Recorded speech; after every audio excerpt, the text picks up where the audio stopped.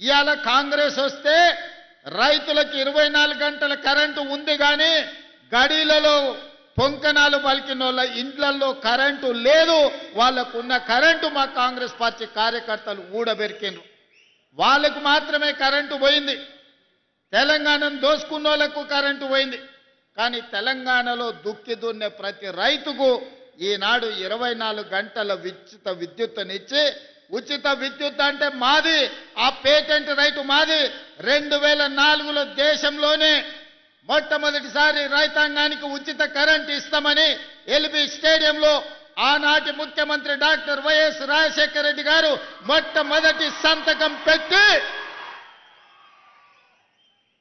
రైతులకు ఉచిత కరెంట్ ఇస్తాం, వ్యవసాయాన్ని లాభసాటిగా చేస్తాం, రైతును రాజు చేసే బాధ్యత మేము తీసుకుంటామని ఆనాటికి ఉన్న రైతుల బకాయిలు 1200 కోట్లు మాఫీ చేయడమే కాకుండా వాళ్ళ మీద ఉన్న వందలాది క్రిమినల్ కేసులు ఎత్తేసింది.